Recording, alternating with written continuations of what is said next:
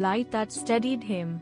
In her, we see the power of a partner whose devotion is not blind but awakened, whose love uplifts rather than weakens.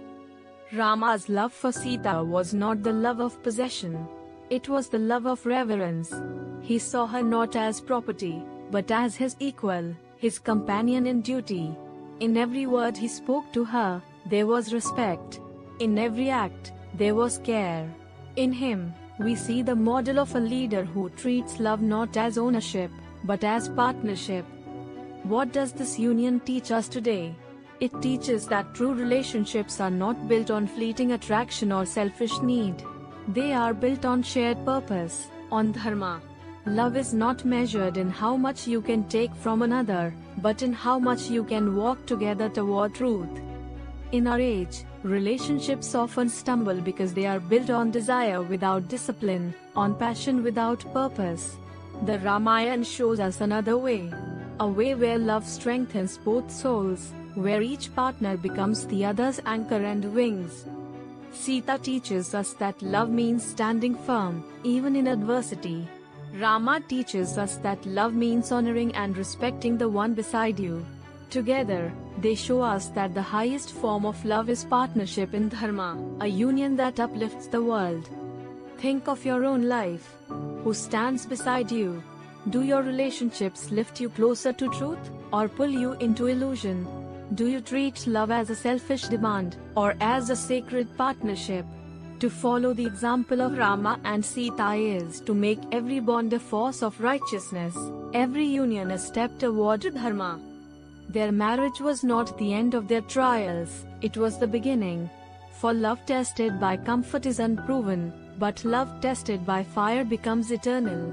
When exile came, Sita walked the forests without hesitation. When abduction came, she endured with dignity. Their union was not fragile, because it was founded not on desire, but on shared dharma. This is the lesson for us. Love that is true will endure storms, because it is rooted in purpose greater than the self. As you reflect on this chapter, let it inspire you to see relationships in a new light.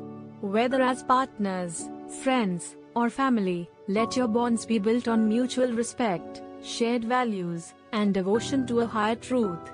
That is the way of Rama and Sita. That is the way of Dharma. If this story touched your heart, if it reminded you of the power of love as a partnership in truth, support this journey of Dharma with a symbolic donation of $11. And for the complete 15-episode uncut motivational Ramayan Vault, encompassing the journey from start to finish, claim it through the link in the description. Episode 5, Kaikeyi's Boon, Accepting Challenges Without Complaint. Ayodhya was radiant. Its streets were adorned with flowers, its people rejoiced, and its palace resounded with music and laughter. For King Dashratha, who had once mourned for an heir, life now seemed full. His sons were grown, noble and strong. Rama, in particular, shone like the sun, beloved by the people, admired by sages, and destined for greatness. The time had come to crown him as the heir apparent, the Yuvraja of Ayodhya. Ministers gathered, citizens prepared, and joy overflowed like the Ganga in flood. Rama's coronation was not simply the hope of a father, it was the dream of a kingdom. For the people saw in him not only a prince, but a leader of righteousness, one who would guide them with truth and compassion. Yet destiny, in its mysterious ways, had prepared another test. And this test would not be of weapons or of strength, but of the heart. Dashratha had 3 queens, Kaushalya, Kaikeyi, and Sumitra. Each loved him, each shared his joys and sorrows. Of them, Kaikeyi had once been his favorite. In youth, she had saved his life on the battlefield, guiding his chariot when enemies rained arrows upon him. Out of gratitude, Dashratha had promised her 2 boons, gifts she could claim at any time. For years she had kept them unused, like arrows waiting in a quiver. But now, as Ayodhya celebrated Rama's coronation, a shadow crept into the palace. Kaikeyi's maid, Manthara, envious and cunning, poisoned her mind with whispers. If Rama is crowned, Kaikeyi, your own son Bharata will be cast aside. You will be forgotten, Kaushalya will rise, and your place will diminish. Why let another take what your son deserves? Kaikeyi wavered. She loved Rama, she loved Dashratha, and yet the poison of fear and pride sank deep. That night she entered the chamber of anger, the Kopa Bhavan, where queens went when grievances consumed them. Lying upon the floor, she cast off her ornaments and waited. When Dashratha came, joyful to share the news of Rama's coronation, he found her cold and distant. Alarmed, he asked, "What troubles you, my queen?" Kaikeyi reminded him of the boons he had promised. The king, smiling, assured her she could ask anything, wealth, jewels, lands. But her request was a thunderbolt. First boon, let Bharata be crowned king. Second boon, let Rama be exiled to the forest for 14 years. Dashratha's heart shattered. He staggered, struck as though by a weapon. His lips trembled. His voice broke. "You speak of my death, Kaikeyi. What crime has Rama committed? Why would you tear the heart from my chest?" But Kaikeyi was resolute, her heart hardened by Manthara's words. "You are a king, bound by your promise. If you do not grant this, your word is meaningless." All night the king wept, pleading, begging, cursing his fate. He tried to sway her, to remind her of Rama's virtues, of his love for Bharata. But Kaikeyi did not yield. And as dawn approached, the king lay broken, unable to move, crushed by his own vow. The news spread through the palace like fire through dry grass. Ministers whispered, servants wept, and the air grew heavy with sorrow. And then came Rama. Summoned to his father's chamber, he entered with calm dignity, his face serene. He saw Dashratha trembling, unable to speak, his tears falling like rain. He saw Kaikeyi, firm and unyielding. And he asked with gentle voice, "What troubles my father? Why does my mother look so stern?" Kaikeyi told him everything. She did not soften her words. She spoke of the two boons, of Bharata's coronation, of Rama's exile for 14 years. The room fell silent. Dashratha's sobs echoed like thunder. The court itself seemed to hold its breath. And Rama smiled. Not the smile of arrogance, nor of defiance, but the calm smile of one who accepts destiny. He bowed before Kaikeyi, touched her feet, and said, "So be it. If this pleases you, O mother, then I accept. If this fulfills the promise of my father, then it is my duty." What greater honor can a son have than to uphold his father's word? The court gasped. Ministers who had expected protest wept at his composure. Dashratha tried to rise, crying, "No, my son, I cannot bear it. Without you, I shall die." But Rama placed his hands upon his father's head, soothing him. "Father, your word is Dharma. If I must go, I go with joy. Do not grieve, for I carry your honor with me." This is the greatness of Rama. To him, exile was not punishment, but duty. Where others saw loss, he saw opportunity, to uphold truth, to prove Dharma, to protect the sanctity of a promise. In that moment, Rama revealed the heart of leadership, that the ruler's path is not comfort, but sacrifice. When Sita heard of the exile, she too resolved to follow him. "Wherever you go, I go," she said. "Your dharma is my dharma. The forest shall be my palace, your exile my joy." Lakshmana too declared he would never leave Rama's side. Thus, in sorrow was born a bond even stronger than before, of family walking together into trial. What does this episode teach us? It teaches that life will not always honor our plans. Joy can turn to sorrow in a single night. Promises can break us. The people we love may betray us, or fall prey to fear. Yet in such moments, greatness is measured not in resistance, but in acceptance. Rama did not complain. He did not argue. He did not curse Kaikeyi, nor blame fate. He accepted with dignity, showing the world that even the harshest blow can be met with calmness. His strength was not in the sword, but in the serenity of his heart. In our own lives, we too face exiles, moments when what we hoped for is denied, when doors close, when betrayal strikes, when dreams collapse. Most of us protest, rage, or sink into despair. But Rama shows another way: accept with grace, walk forward with dignity, and let trials become training. Kaikeyi's boon seemed like a curse, but it was the beginning of Rama's true greatness. For had he remained in Ayodhya, perhaps his life would have been easy, but it would not have become immortal. It was exile that revealed his leadership. It was hardship that revealed his strength. It was loss that revealed his compassion. So too in our lives, the very trials we resist may be the doors to our destiny. The disappointments we curse may be the preparation for our victories. To accept them with calmness is to transform pain into power. Dasharatha's sorrow soon ended his life. The king who could conquer armies could not endure separation from his beloved son. Yet Rama walked forward, not weighed by grief, but lifted by duty. He carried not only his father's honor, but the hopes of his people, into the wilderness of destiny. This is the lesson of Kaikeyi's boon. Life will demand sacrifices. Duty will demand obedience. And sometimes, the cost will seem unbearable. But if we accept with dignity, if we face exile without complaint, we awaken within ourselves the true strength of kingship. As you listen to this, reflect on your own life. What hardship are you resisting? What exile are you afraid to walk into? Remember Rama. Smile at fate, even when it strikes. Walk with calmness, even when the road darkens. For in the end, it is not comfort that makes you great, it is sacrifice. If this story moved you, if it reminded you of the power of acceptance and the dignity of sacrifice, support this journey of Dharma with a symbolic donation of $11.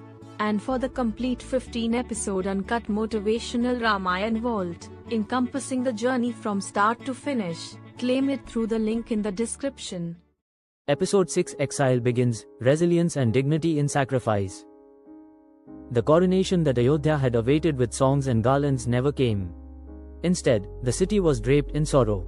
Rama, once prepared to ascend the throne, now prepared to walk into exile. The people wept openly, their voices rising in protest, but Rama's face shone with serenity. For to him, exile was not disgrace, but duty. He entered Kausalya's chambers to bid farewell. His mother, who had dreamed of seeing her son crowned king, now broke into tears. "How can I live without you, my child? 14 years without seeing your face is death itself." Rama bowed at her feet and spoke gently, "Mother, do not grieve. A son's duty is to uphold his father's word. If I go with joy, for in my exile lies the honor of our house. Think not of loss, but of Dharma fulfilled." Kausalya wept, yet seeing Rama's calmness, she steadied her heart. She realized her son was not leaving in despair, but walking in dignity. Next came Sita. Many advised her to stay in the palace, to live in comfort until Rama's return. But her voice was firm, her eyes unwavering. "Where you go, I go. The forest shall be my palace, your exile my joy. Do not think I am fragile, Rama. I was born to walk beside you, in ease and in hardship alike." Her words revealed the true power of love, not in clinging to comfort, but in sharing sacrifice. Then came Lakshmana, fierce and devoted. He declared, "Brother, where you tread, I tread. I will guard you and Sita in the forest, I will serve you with every breath. Do not think of me as separate from you." Such was his loyalty that he refused to let Rama walk alone, proving that true devotion is not in words, but in companionship through trial. Thus the three set forth, Rama, Sita, and Lakshmana, leaving the palace behind, their faces calm, their spirits unshaken. The people of Ayodhya could not bear it. They followed in great crowds, weeping, pleading, "Do not leave us, Rama. Without you, our city is empty. You are our king, even if you wear no crown." But Rama, ever firm, turned to them and said, "Go back, my beloved people. Do not grieve, for a king's duty is not only to rule but to uphold Dharma. If I abandon my father's word, what example do I set? Let me go, and when I return, I will serve you with greater love." His words struck their hearts like arrows, for they saw that his greatness was not in seizing power, but in sacrificing it. As they crossed the rivers and forests, the exiles reached the banks of the Ganga. There stood Guha, chief of the Nishadas, who loved Rama as a brother. He fell at Rama's feet, weeping, "Stay with me, O prince. My kingdom is yours, my home your shelter. Do not wander like an ascetic." But Rama smiled, embracing him. "O Guha, your love is my wealth. Yet my vow is my path. I cannot break it."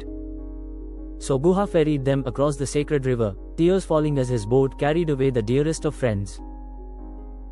The journey brought them to the ashram of sage Bharadwaja, and then to Chitrakoot, a forest of beauty, where rivers sang and trees stood tall.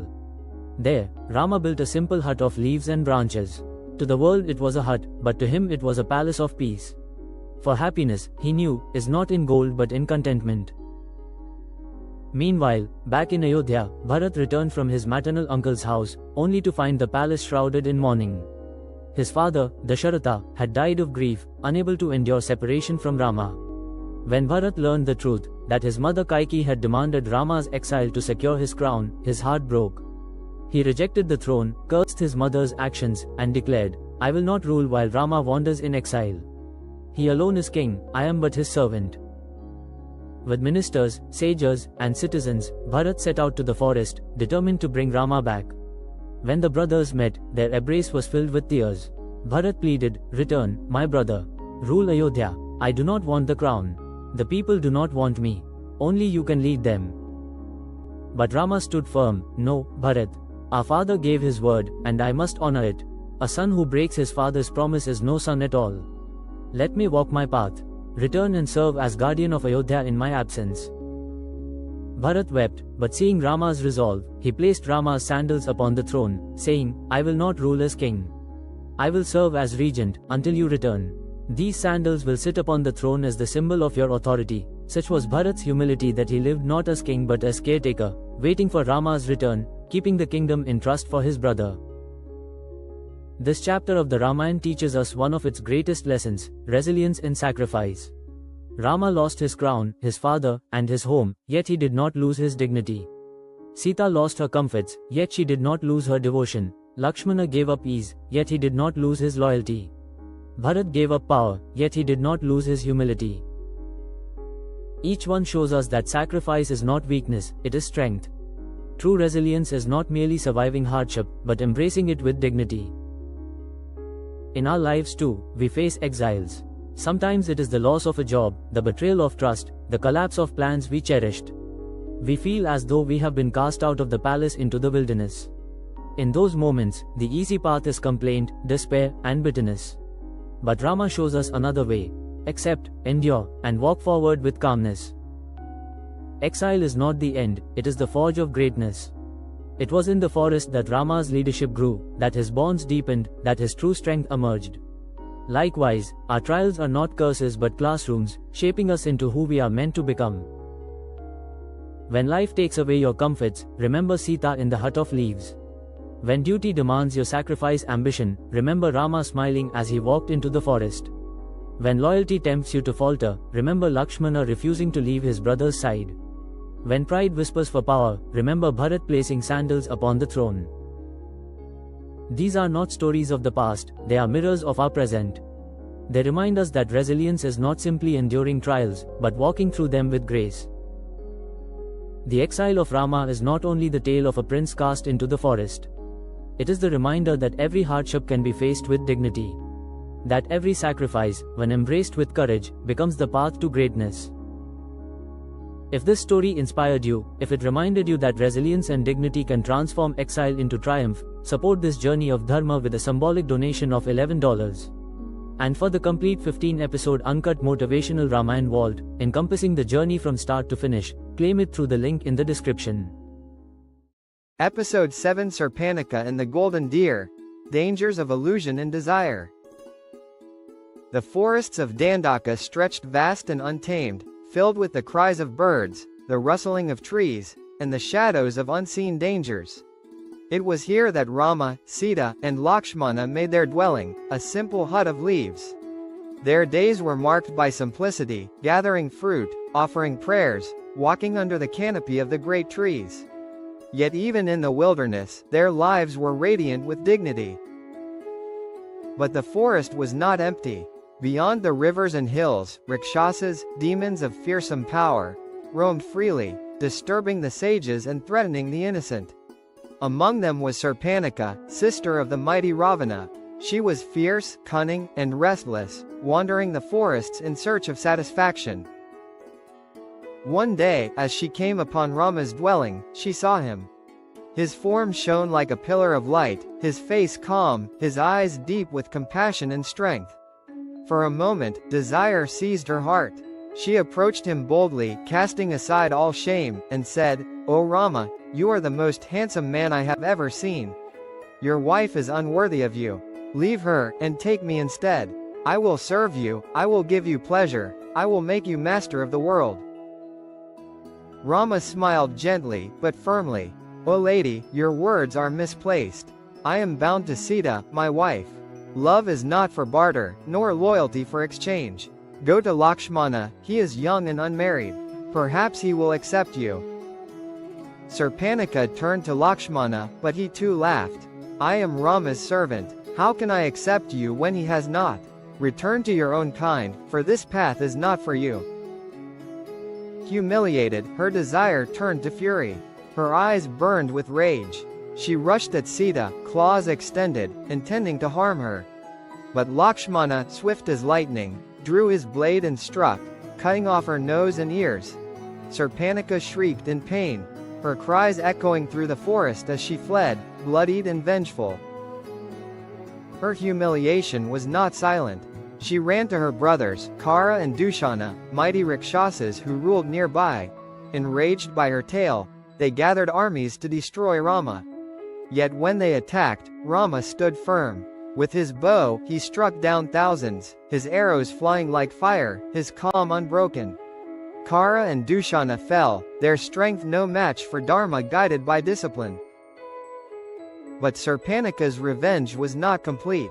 Her wounded pride drove her further, to Lanka, to her brother Ravana, king of demons. And thus began the chain of events that would lead to one of the most pivotal trials of the Ramayan. Not long after, as the days passed in peace, a golden deer appeared near the hut.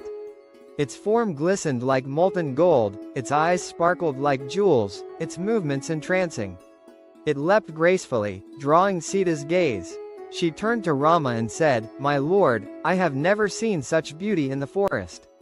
If we could capture it, it would bring delight. Please, fetch it for me." Rama looked upon the deer, and though his heart was wise, his love for Sita was deep. "Very well," he said, "I will pursue it. But beware, Sita, this forest is full of deceit. Stay within, and let Lakshmana guard you." He set forth, chasing the golden form through the trees. Yet the deer was no deer, it was Maricha, a Rakshasa in disguise, sent by Ravana to lure Rama away. Rama pursued, the deer darting further, shimmering like illusion itself. At last, Rama struck it down with an arrow. As it fell, Maricha cried out in Rama's voice, "Lakshmana! Sita, help me!" His cry, though false, pierced the air like a blade. Back at the hut, Sita heard the cry and trembled. "Lakshmana, your brother is in danger. Go to him at once." Lakshmana shook his head. "No, noble Sita, I know my brother's strength. No force in this forest can harm him. That cry was not his, it is deceit." But fear clouded Sita's heart. Her love turned to anguish. "Do you not care for your brother? Will you let him perish while you stand idle? Perhaps you wish him gone, so that you may claim me for yourself." Lakshmana's heart shattered at her words. With folded hands, he said, "I go, though my soul trembles at leaving you unguarded. May the gods protect you." And with that, he departed into the forest. The trap was complete. With Rama and Lakshmana away, Ravana approached. But that tale belongs to the next chapter. Here, we pause to reflect on the lessons hidden in these events. Sarpanika represents uncontrolled desire. Desire that blinds judgment, that turns love into obsession, and obsession into rage. When rejected, she sought to destroy what she could not possess. In her fall, we see how lust without restraint becomes destruction. The golden deer represents illusion, the glittering promises of the world that seem beautiful, yet hide danger. Sita's request was not wrong, her desire was innocent, but unchecked desire opened the door to disaster. Even love, when blinded by longing, can lead us astray. Maricha's cry represents deception, the voice of illusion that mimics truth. How often in our lives do we hear false voices, fears disguised as truth, temptations disguised as needs? Lakshmana knew the cry was false, yet even he was forced by emotion to leave his duty. It reminds us that even the wise can stumble when pressed by the voices of fear and doubt. The lesson is clear: desire, illusion, and deception are the greatest weapons of Dharma. They do not attack openly with swords and arrows. They enter quietly through the heart, through temptation, through longing, through fear, and when they succeed, even the strongest can falter. In our lives, Sarpanika is the temptation that seeks to distract us from truth. The golden deer is the glittering illusion of wealth, pleasure, or recognition that draws us from our path. Maricha's cry is the voice of fear that convinces us to abandon wisdom. Each one leads us away from Dharma, away from duty, away from peace. The path of Rama teaches us vigilance. To see beauty, but not be blinded by it. To feel desire, but not let it master us. To hear fear, but not let it dictate our choices. True strength is not in denying desire, but in mastering it. Not in rejecting beauty, but in discerning truth. Rama pursued the deer not out of weakness, but out of love. Sita longed for it not out of greed, but out of innocence. Lakshmana left not out of folly, but out of devotion. Yet even the noblest hearts can stumble when illusion and fear intertwine. That is why vigilance is eternal.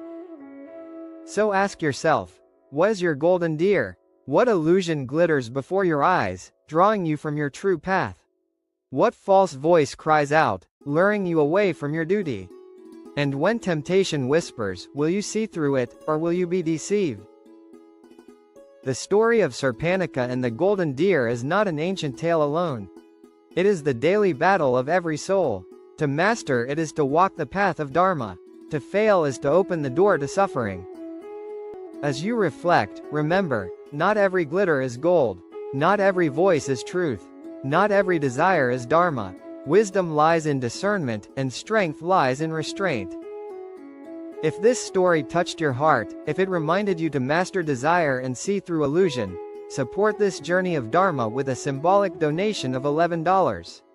And for the complete 15-episode uncut motivational Ramayan vault, encompassing the journey from start to finish, claim it through the link in the description. Episode 8, Abduction of Sita, Staying Strong in the Darkest Hour. The forest lay silent after the cry of Maricha faded into the distance. Rama pursued, Lakshmana followed, and Sita remained alone in the hut of leaves. The air was still, yet her heart trembled.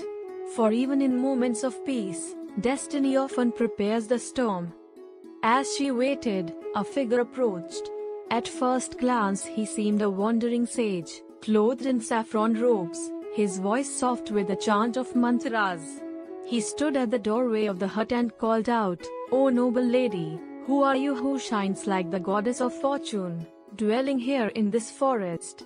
Why do you remain in this hut, when your beauty deserves a palace?" Sita, taught always to honor sages, stepped forward and welcomed him with courtesy. "I'm Sita, daughter of Janka, wife of Rama of Ayodhya. We dwell here by choice, upholding the Dharma, walking the path of sacrifice." The sage smiled, but his smile was a mask. For this was no ascetic, but Ravana, king of Lanka, disguised to deceive. His heart, inflamed with desire and vengeance, had long sought Sita. Hearing Shurpanakha's tale, seeing her beauty described, he resolved to claim her for himself.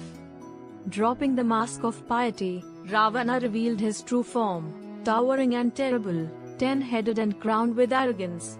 His voice thundered, I am Ravana, Lord of Lanka, conqueror of worlds. Come with me, O Sita. Leave this forest hut and be queen beside me. My palaces shine with gold, my kingdom stretches across the seas. Why waste your youth in hardship, when you could reign in glory? Sita's eyes did not waver. Her voice, calm and resolute, cut sharper than any blade. O Ravana, you speak as a king, yet you act as a thief. Do you not know who Rama is? He is the lion before whom jackals flee, the sun before whom shadows vanish. You offer me gold, yet I am wealthier in the leaves of this hut than in all your palaces. You speak of desire, but I am bound by love greater than fear, greater than death. Your words are poison, your promises dust. I will never leave Rama's side, not in life, not in eternity. Her defiance enraged Ravana. His pride could not bear rejection. With a roar he seized her, lifting her into his chariot drawn by demons. Sita cried out, her voice carrying through the forest, Rama, Lakshmana, O protectors of Dharma, hear me. But the brothers were far, deceived by Maricha's final act. As the chariot soared through the skies, the forest itself rose in protest. Trees shuddered, rivers roared, birds shrieked. The very earth trembled at this violation of Dharma. Yet Sita was not helpless. Even in despair, she kept her mind sharp. As Ravana sped across the skies, she tore off her ornaments and cast them down, scattering them upon the earth as signs, as a trail for Rama to follow. Each jewel was a beacon of hope, a silent cry, I am taken, but I am not lost. Find me.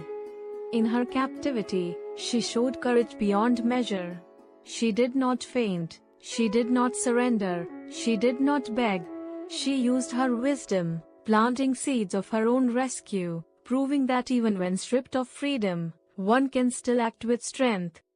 Along the way, an aged vulture rose into the sky, Jatayu, friend of Dashratha, guardian of the forest. Seeing Sita in distress, he swooped down upon Ravana's chariot, striking with talons and wings, roaring defiance, O Ravana, release her. How dare you steal another's wife? Return her, or face my wrath. The battle was fierce. Jatayu, though old, fought with the fury of righteousness. He struck Ravana's chariot, broke its flag, and tore at its steeds. But Ravana, mighty in strength, drew his blade and cut down the noble bird. Jatayu fell, his wings torn, his body broken, yet his spirit unyielding. With his last breath, he cried to Sita, do not despair, daughter. Rama will come. Rama will find you. Sita wept for the fallen hero, blessing him as a father. His sacrifice was not in vain, for he had slowed Ravana's flight and borne witness to truth. At last Ravana carried her across the ocean to Lanka, his golden city rising from the waves. He placed her in the Ashoka grove, surrounded by demonesses, guarded and watched. Yet even in captivity, Sita stood tall. She refused his words, rejected his threats, and endured his temptations. I am Rama's, she declared, and no force in the world can break that bond. This was her darkest hour, taken from her husband, imprisoned in a foreign land, surrounded by enemies. Yet she did not break. Her courage became her weapon, her dignity her shield, her faith her fortress. Meanwhile, Rama and Lakshmana, returning to the hut, found it empty. The ornaments of Sita lay scattered upon the ground, each jewel piercing Rama's heart. His cry shook the forest, Sita, Sita. For the first time, the unshakable Rama wept, grief-stricken, his heart torn. Yet even in his despair, he did not curse Dharma, nor abandon duty. He vowed to search the ends of the earth, to cross oceans, to face armies, until he found her again. This episode, though filled with sorrow, carries one of the greatest lessons of the Ramayan, that in the darkest hour, strength is not the absence of pain, but the refusal to surrender to it. Sita teaches us that captivity need not mean defeat. Even when bound, Her spirit was free. Even when threatened, her dignity stood unbroken. True strength is not always in the sword, it is in the soul that refuses to bow. Jatayu teaches us that no sacrifice is wasted. Though his body fell, his courage lit the path for Rama. In his death, he proved that righteousness is greater than life itself. Rama teaches us that even the strongest may grieve, but grief is not weakness. To cry is human, but to rise after tears is divine. In his despair, he found resolve. In his loss, he found purpose. And what of Ravana? He teaches us that power without dharma is destruction. His arrogance blinded him, his desire enslaved him, his pride sealed his fate. For though he held Sita in captivity, he had already sown the seeds of his own ruin. In our lives, we too face abductions, not of body, but of spirit. Our peace is stolen by fear, our dignity threatened by pressure, our joy taken by betrayal. We feel alone, captive in circumstances we cannot control. Yet Sita shows us that even in the cage, the soul can remain free. Even in despair, hope can be planted. Even in loss, dignity can triumph. Ask yourself, when life takes what you love, when darkness surrounds you, will you collapse, or will you endure? Will you surrender, or will you scatter jewels of faith along the way, so that the light of hope never dies? The abduction of Sita is not just the turning point of the Ramayan, it is the turning point of the human soul. For it teaches that the measure of greatness is not how we live in joy, but how we stand in sorrow.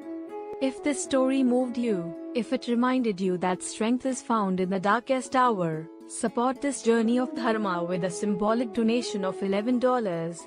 And for the complete 15-episode uncut motivational Ramayan Vault, encompassing the journey from start to finish, claim it through the link in the description. Episode 9, Rama's Despair and Hanuman's Rise, How True Allies Emerge in Hardship. The forest echoed with Rama's cries. Sita! Sita! His voice carried through the trees, shaking the very air, a cry of anguish from a heart torn apart. The ornaments she had cast down lay in his hands, silent, shining witnesses to her abduction. Rama, who had faced demons with unshakable calm, now trembled with grief. Lakshmana, too, wept, though he stood firm beside his brother. Do not despair, Rama, he said softly. We will search every forest, every riverbank, every mountain until we find her. Not even the gods can hide her from you. But Rama, overwhelmed, sank into sorrow. He roamed the forest like a man possessed, questioning trees, rivers, and animals as though they could answer. O trees, have you seen Sita? O river, did your waves carry her voice? O deer, O birds, where is she? His grief was so deep that the forest itself seemed to grieve with him. In this darkest hour, a faint glimmer of hope appeared. As Rama and Lakshmana wandered, they came upon the dying form of Jatayu, the noble vulture who had fought Ravana with all his might. His wings were torn, his body broken, but his spirit burned bright. With his final breath he whispered, Ravana, Lanka, southward, seek her there. Then he fell silent, his soul ascending. Rama wept and embraced him, saying, O Jatayu, you gave your life for Dharma. No father could have done more. May your sacrifice be remembered forever. They performed his last rites with honor, treating him as a father. Jatayu's sacrifice reminded them that even in despair, there are allies who give everything for truth. Further south, fate led them to another being, the mighty Kabandha, a demon cursed with a monstrous form. Though Rama and Lakshmana fought and slew him, his soul, freed from the curse, revealed guidance. Seek Sugriv, king of the Vanaros, on Mount Rishyamukha. In him you will find an ally, and through him, the path to Sita. Thus destiny guided Rama not by chance, but by purpose. For in despair, true allies emerge. On Mount Rishyamukha, amidst caves and forests, dwelt Sugriv, the exiled king of the Vanaros. His brother, Vali, had driven him from his throne and taken his wife. Sugriv lived in fear, hiding with his few loyal companions. Yet when Rama approached, Sugriv saw in him not only a warrior, but a reflection of his own suffering. For Sugriv too had lost, had been betrayed, had wandered in exile. At their meeting, Sugriv welcomed Rama with humility. "I am but a Vanar, a monkey king without a kingdom. Who are you, radiant as the sun, wandering these forests in sorrow?" Rama replied with honesty, "I am Rama of Ayodhya. My wife, Sita, has been stolen by Ravana. I seek her with no army, no allies, only the hope that Dharma will guide me." Sugriv clasped his hands. "Then let us make a bond. You aid me against Vali, and I shall aid you in your search for Sita. Let us stand together, for in unity lies strength." Rama agreed, and their bond was sealed with sacred fire. But among Sugriv's companions was one whose destiny was greater than all, the son of the wind, Hanuman. His form was that of a Vanar, but his spirit was divine. His eyes shone with intelligence, his words carried wisdom, his heart burned with devotion. When he first approached Rama, disguised in humble form, he spoke with such reverence that Rama turned to Lakshmana and said, "Have you ever heard speech so noble? He is no ordinary being. In him lies the strength of mountains and the purity of the wind." Hanuman, upon meeting Rama, felt his soul ignite. From the moment his eyes fell upon him, his heart knew, "This is my Lord. My life's purpose is to serve him." In that instant, devotion replaced doubt, loyalty replaced fear, and his destiny was bound to Rama forever. Together, Rama and Sugriv set forth to restore justice. With Rama's arrow, Vali was struck down, and Sugriv reclaimed his throne. True to his word, Sugriv assembled his armies of Vanaros, legions of monkeys who leapt from tree to tree, their hearts full of energy, their strength unmatched. Among them, Hanuman stood foremost, the jewel of devotion. Yet when the armies gathered to search for Sita, it was Hanuman who emerged as the true leader. For though many had strength, only he had the faith that could cross oceans, the courage that could defy fear, the devotion that could move mountains. Rama placed in Hanuman's hands his ring, a symbol of truth, and said, "Find her, O Hanuman. Show her this ring, and she will know that hope still lives." Hanuman bowed, his heart overflowing with love. "My Lord, I am yours. Command me, and I shall leap across the seas, search every corner of the earth, and return only when Sita is found." Here we see the turning of the tide.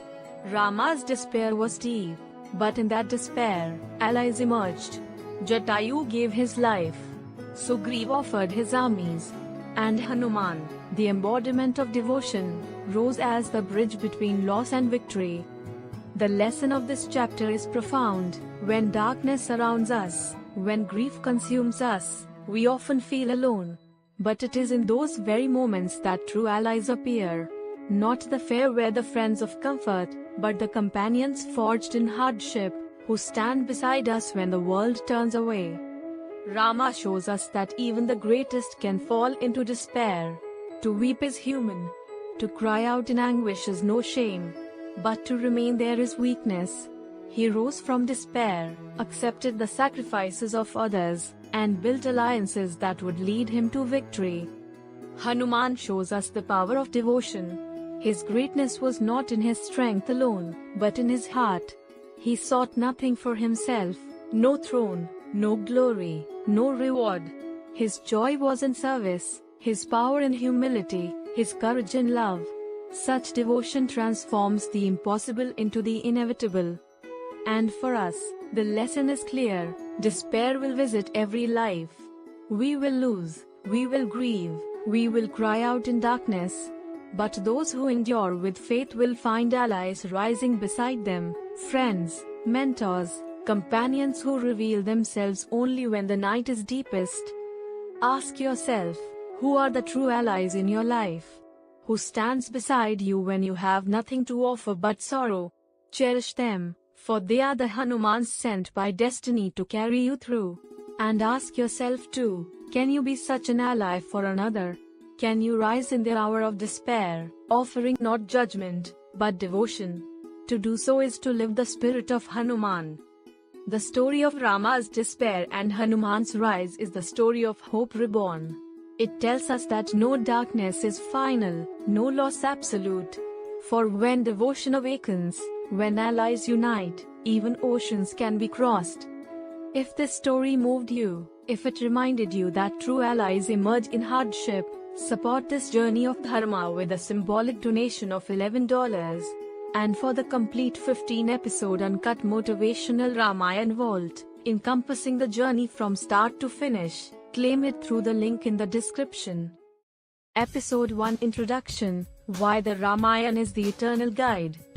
On the banks of the Tamasha River, in an age when sages roamed the forests in search of truth, a man sat in stillness.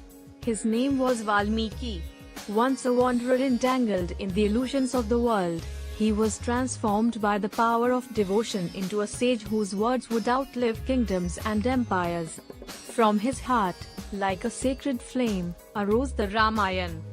The Ramayan is more than an epic. It is the heartbeat of Dharma, the living essence of truth, courage, sacrifice, and love.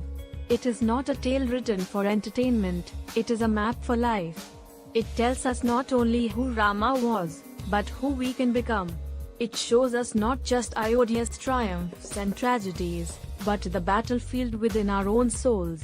It is a scripture that breathes, guiding us across centuries, whispering into the ears of each new generation, "Rise, walk the path of righteousness, and never fear." Why is the Ramayan eternal? Because it speaks of the struggles that do not change. Kingdoms rise and fall, technology evolves, languages shift, but the questions of the human heart remain the same. How does one remain true in the face of temptation?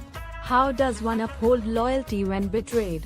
How does one endure exile, loss, and despair, yet continue to walk with dignity? These are not the questions of one era, they are the questions of life itself.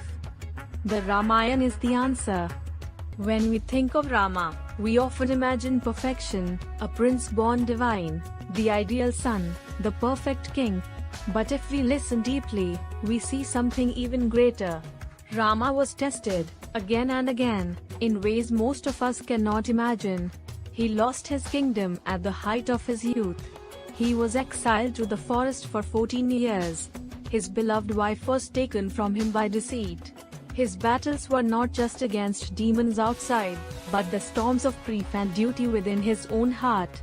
What made Rama extraordinary was not that he avoided hardship, but that he endured hardship with unshakable dharma. Greatness is not born in ease. Greatness is forged in fire. In Rama's calm acceptance of exile, we learn that dignity is greater than complaint. In his grief at Sita's abduction, we learn that even the strongest may break, but breaking is not the end, it is the beginning of deeper strength. In his leadership over armies of Vanaros, we learn that unity can build bridges across oceans. And in his battle against Ravana, we see that courage and justice, when united, can overcome the most terrifying darkness. The Ramayan is not about gods seated high above humanity. It is about the human journey toward godliness. It is about men and women who chose dharma when desire called, who chose service when selfishness tempted, who chose sacrifice when comfort beckoned. Each character is a mirror, reflecting something of ourselves. Sita shows us the unbreakable strength of dignity. She was born from the earth itself, and she returned to the earth with the same purity with which she lived. Captive in Ravana's palace, surrounded by temptation, she remained untouched. Her strength did not come from weapons or armies, but from the fire of her soul. She teaches us that true freedom is not about circumstances, but about character.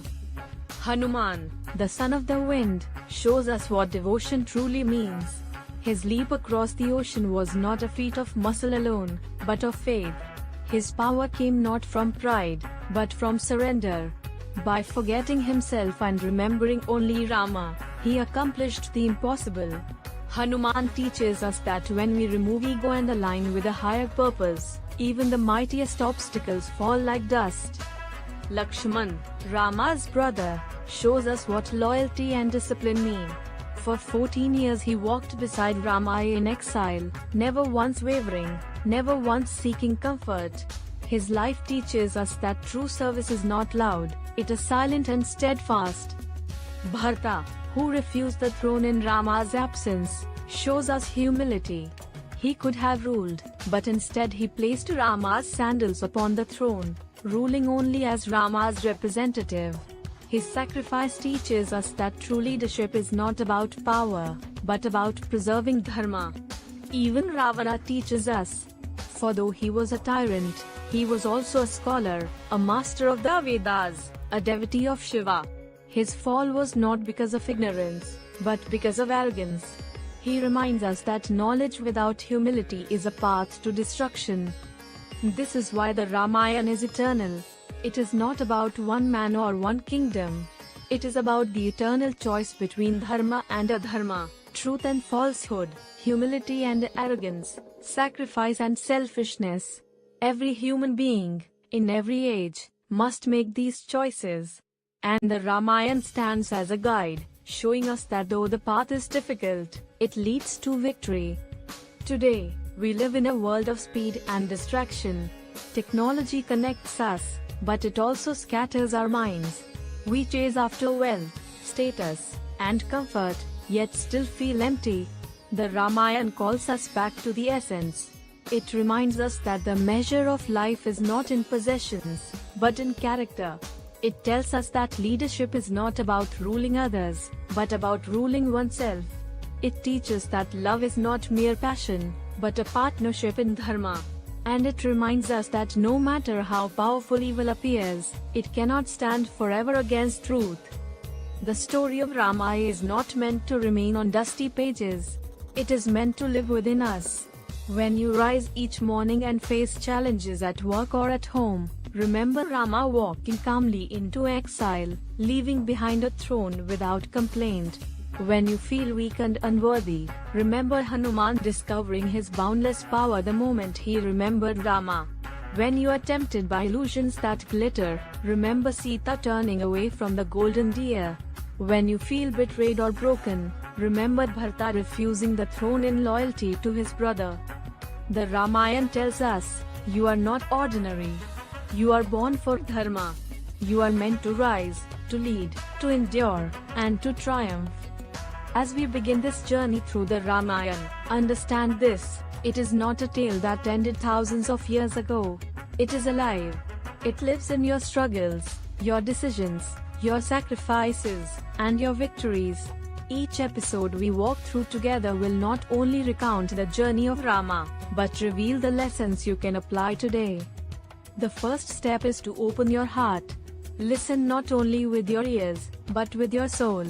As Valmiki sung the verses of the Ramayan, sages, kings, and common people alike wept, because they saw themselves in its story. Let it touch you the same way. Let it remind you of the fire you carry within, the fire of courage, of dignity, of service, and of truth. For in the end, the Ramayan is not only about Rama, it is about you. If this message touched your heart, if it reminded you of your strength and purpose, then walk with us on this journey. Support this path of Dharma with a symbolic donation of $11.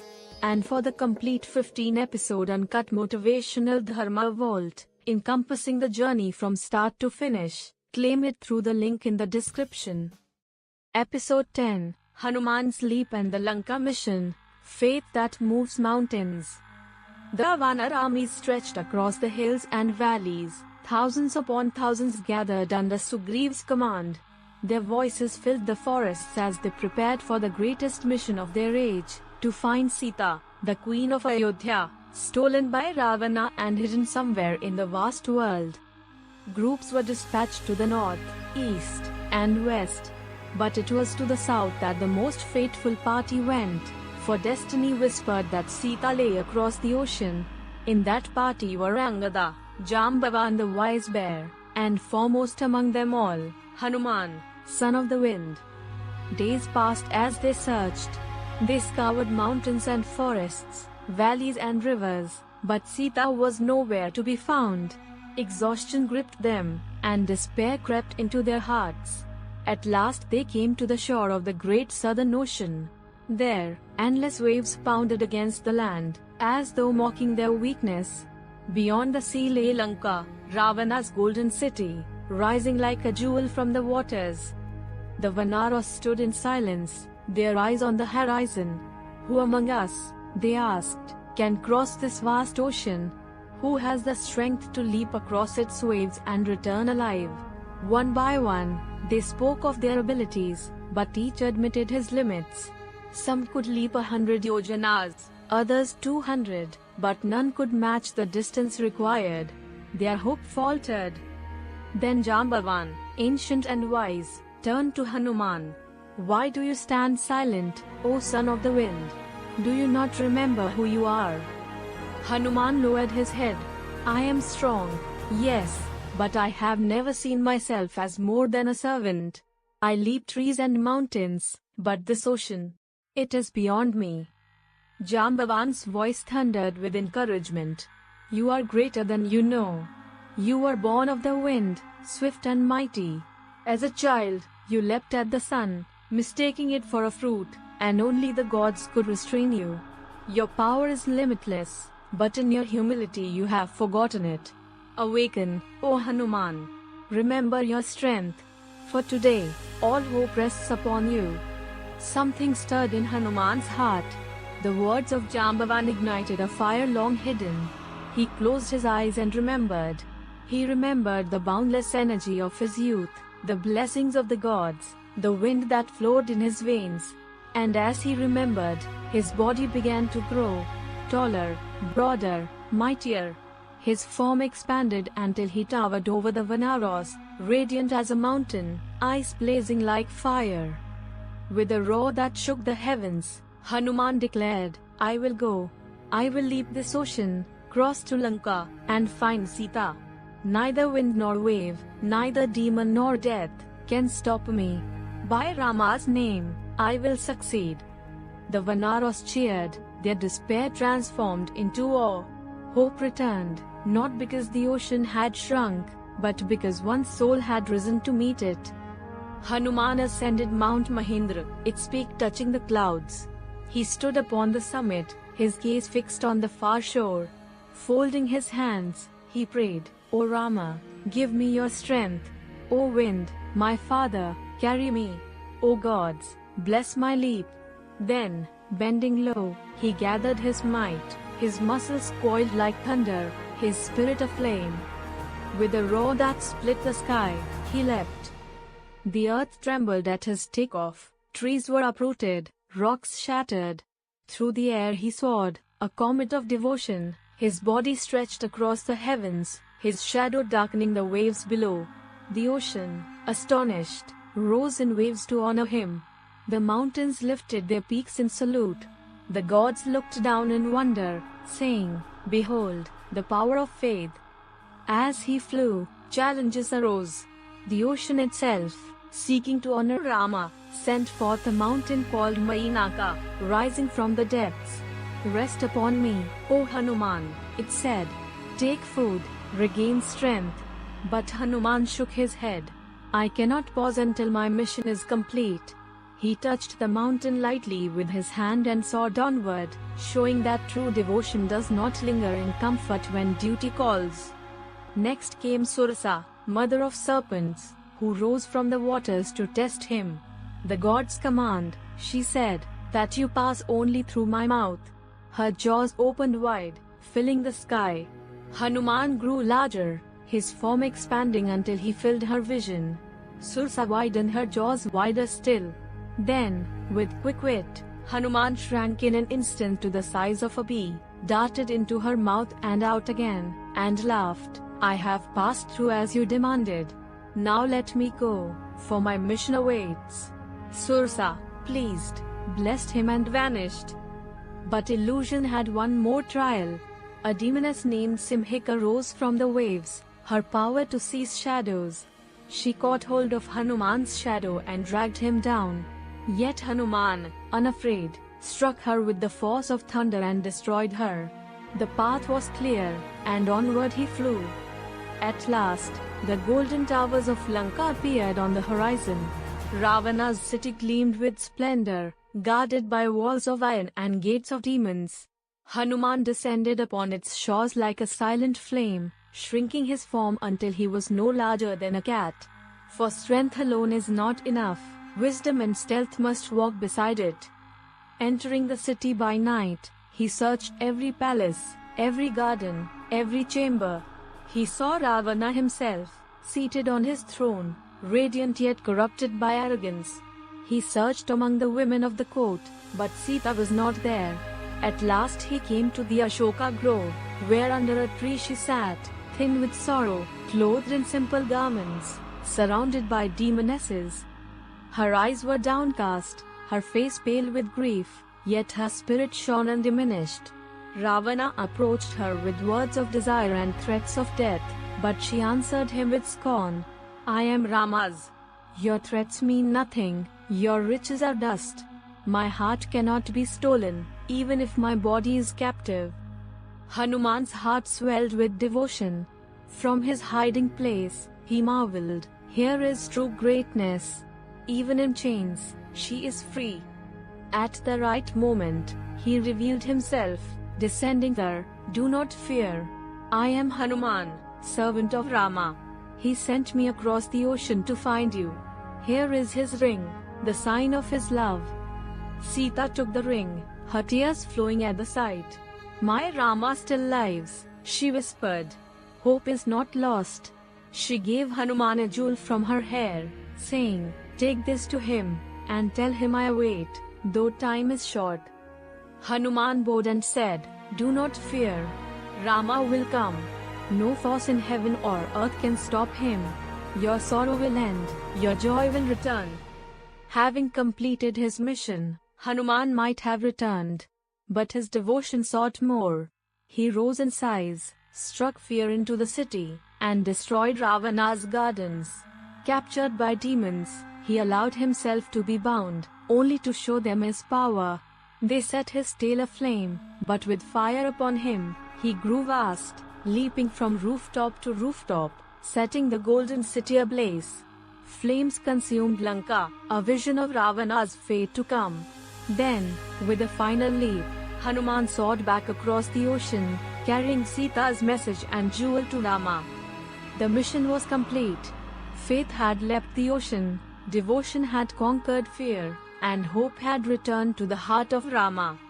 This chapter of the Ramayan is one of its most powerful lessons, that faith can move mountains, and devotion can cross oceans. Hanuman did not doubt, he did not hesitate, he did not count the odds. He simply believed in Rama, believed in Dharma, believed in himself. And in that belief, the impossible became inevitable. In our lives too, we face oceans. Oceans of fear, oceans of failure, oceans of doubt. We stand on the shore, saying, it is too vast. I cannot cross. But within us lies the same power that lay within Hanuman, the power of faith, of courage, of devotion. When awakened, it transforms weakness into strength, despair into hope, and distance into victory. Ask yourself, what is your ocean? What lies on the far shore that you long for, yet fear to attempt? Learn from Hanuman. Remember who you are. Remember the wind that flows within you, the strength that sleeps in your soul. Bend low, gather your will, and leap. For when you leap with faith, the very universe will rise to carry you.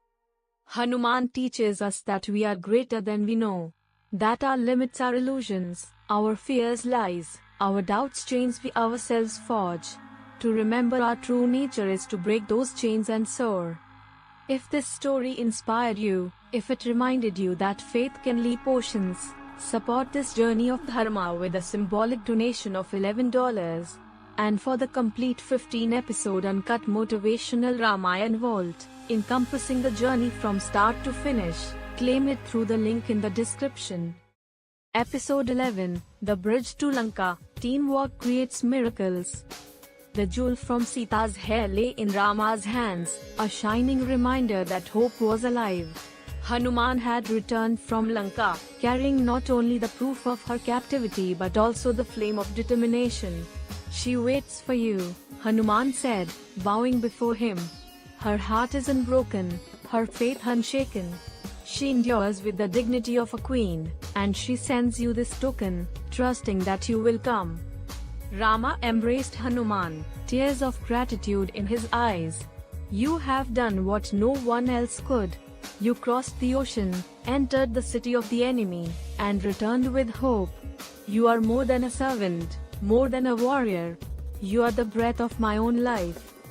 But though joy filled their hearts at this reunion, a new challenge loomed before them, the ocean. Between them and Sita lay the vast expanse of waves, stretching hundreds of miles, guarded by Ravana's fortresses and armies. To reach her, they had to cross what no army had ever crossed. The Ravana legions gathered at the shore. Rama, Lakshmana, Sugriv, Angada, Jambavan, and countless warriors stood staring at the endless waters. The waves roared, as if daring them to attempt the impossible. Despair threatened their spirits, but Rama's voice cut through the silence. We will not falter. If Dharma is with us, no force can stop us. We shall build a bridge across this ocean, and on it we will march to Lanka. Thus began one of the most extraordinary feats in the Ramayan, the building of the Setu, the bridge of stones that span the sea. At first, Rama prayed to the ocean, seeking its blessing. For 3 days he fasted and meditated, asking the waters to grant them passage. But the ocean did not yield.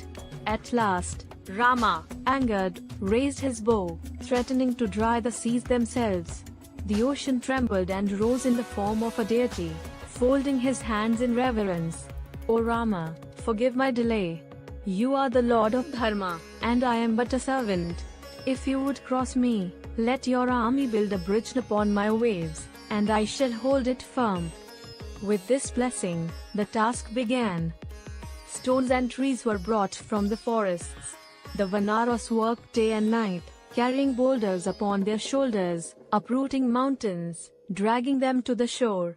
Each stone bore the name of Rama, inscribed by their hands. And as each stone touched the waters, it floated, defying nature, upheld by devotion. Hanuman lifted mountains and placed them in the sea. Angada hurled boulders with the strength of 100 warriors. Jambavan guided the work with wisdom, ensuring unity. Sugriv directed his armies with tireless energy. And at the heart of it all was Rama, whose name made the impossible possible. The ocean roared, but the bridge grew. Day after day, mile after mile, until at last it stretched from the shores of Bharat to the golden gates of Lanka. What had seemed a barrier became a highway of victory. This was not merely construction, it was the embodiment of teamwork. Alone, no Vanar could have built such a bridge. Alone, not even Hanuman's leap could have carried an army across. But together, united in purpose, they accomplished what the world thought impossible. Here lies the lesson: teamwork creates miracles. When each member gives his strength, when each stone is laid with devotion, even oceans can be crossed. The bridge was not held by stone and water, it was held by unity, by faith, by shared purpose. As the armies marched upon the bridge, the Vanaras roared in triumph, their voices echoing across the seas.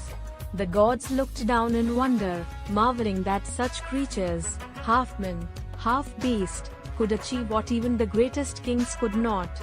But it was not their form that mattered, it was their spirit. And so they marched, step by step, across the Setu, their eyes fixed upon Lanka, their hearts aflame with devotion to Rama. On that bridge walked not only Vanaras, but the embodiment of Dharma itself, advancing upon a Dharma with unstoppable force. Think of your own life. How many oceans lie before you? Oceans of fear, oceans of difficulty, oceans of doubt. Alone, they seem impossible. Alone, the waves overwhelm. But when hearts unite, when teamwork is forged, the impossible becomes inevitable. The Setu teaches us that no one achieves greatness alone. Even Rama, the Lord himself, did not cross the ocean without allies. He accepted their help, honored their devotion, and walked with them as equals. Leadership is not the pride of standing above others, it is the humility of walking beside them, turning every hand into a force of victory. So too must we build our bridges. In families, in communities, in nations. Every stone is a person's effort, every inscription of Rama's name a reminder that purpose must guide the work. Alone we stumble, together we rise. The bridge to Lanka was not only a path across the ocean, it was a symbol that when truth and unity march hand in hand, no force can stand against them. Ravana's arrogance believed the sea would protect him, but unity shattered his illusion. And so the Vanaros stood upon Lanka's shores, ready for war. Behind them lay the ocean, conquered by teamwork. Before them lay Ravana's city, trembling in anticipation. The stage was set for the final battle between Dharma and Adharma. As you reflect on this chapter, ask yourself, what bridge must you build? What ocean blocks your path? Do not despair. Gather your allies. Unite your efforts. Lay stone upon stone, inscribe upon each one the purpose of your life, and march forward. The waves may roar, but they cannot drown devotion. If this story inspired you, if it reminded you that unity creates miracles, support this journey of Dharma with a symbolic donation of $11. And for the complete 15-episode uncut motivational Dharma Vault, encompassing the journey from start to finish, claim it through the link in the description. Ramayan Episode 12, The War with Ravana, Courage, Leadership, and Justice. The bridge was complete. The roar of the Vanara legions shook the very ocean they had conquered. Across the Setu they had marched, stone by stone, mile by mile, until they now stood upon the shores of Lanka. Before them rose Ravana's city, glittering with towers of gold, its gates fortified, its streets filled with demons ready for war. Yet behind those walls lay Sita, waiting in faith. Rama gazed upon the city, his eyes steady. Here stands the fortress of arrogance. But it shall fall, for Dharma does not yield. His army cheered, their voices thunder rolling across the land. Messengers were sent first, for Rama, even in war, upheld Dharma. Angada, son of Vali, strode into Ravana's court with dignity. Standing tall before the demon king, he declared, "Return Sita. Bow to Rama. End this without blood." Ravana laughed, his 10 heads rearing in scorn. "Return Sita? To a forest-dwelling prince. I am Ravana, Lord of Lanka. No god, no man, no Vanara can command me." Angada, unshaken, planted his foot upon Ravana's floor and said, "If you can move my foot, know your strength is greater than Rama's. But if you cannot, your pride is hollow." Ravana's warriors strained, but Angada's foot was immovable. With calm defiance, he leapt back to Rama's camp. War was now inevitable. The drums of battle resounded. Conches blew. Lanka trembled as the armies clashed. From dawn to dusk, the fields shook with the roars of Vanaros, and the cries of Rakshasas. Mountains were torn and hurled as weapons, trees became spears, arrows darkened the skies. Shugriva struck down demon generals. Jambavan rallied the ranks with wisdom. Angada fought with the fury of youth. Hanuman, the mountain-sized warrior, tore through enemy lines, scattering demons like leaves in a storm. Yet the Rakshasas were fierce, commanded by Ravana's mighty sons. Indrajit, the master of illusion, entered the battlefield cloaked in sorcery. His arrows rained like fire, striking even Rama and Lakshmana. Bound by the serpent weapons of Indrajit, the brothers fell unconscious, and despair seized the Vanaros. But Garuda, the divine eagle, descended, his presence shattering the serpents, reviving Rama and Lakshmana. The war raged on. Kumbhakarna, Ravana's giant brother, awoke from his slumber, a mountain of flesh and fury. His roars shook the skies, his arms crushed armies, his steps shattered the earth. But Rama, calm as ever, lifted his bow. His arrows pierced the giant, each a thunderbolt of justice. Kumbhakarna fell, his massive body crashing like a mountain into the sea. Still, Ravana did not yield. His arrogance burned brighter than reason. "Let the world be drowned in blood," he thundered, "but I will not bow." Indrajit returned with greater fury, wielding weapons of darkness. In battle he struck Lakshmana with the Shakti spear, piercing him deep. Lakshmana fell, his breath fading. Rama, grief-stricken, cried, "If my brother dies, what joy is left for me, even if Sita is saved?" But Hanuman would not allow despair. At Jambavan's urging, he leapt to the Himalayas to fetch the Sanjeevani herb. Unable to recognize the herb, he lifted the entire mountain and carried it through the skies. The fragrance revived Lakshmana, restoring him to life. Rama embraced Hanuman with tears. "What can I give you," he said, "when you have given me back my brother?" Hanuman bowed and answered, "To serve you is my only reward." At last came the final duel. Rama and Ravana stood face to face, the battlefield cleared for their clash. Ravana's 10 heads glared, his 20 arms bristled with weapons. His laughter shook the skies. But Rama stood serene, his bow glowing with the fire of Dharma. Their arrows clashed like thunderbolts, tearing the heavens, shaking the earth. Demons and Vanaros alike watched in awe. Ravana's weapons were terrible, spears of fire, serpents of venom, storms of darkness. Rama countered each with calm precision, his arrows blazing with the light of righteousness. Day after day they fought, the war stretching across dawn and dusk. Each time Rama struck, Ravana's heads fell, only to rise again, his body infused with boons. The battle seemed endless, as though arrogance itself could not be slain.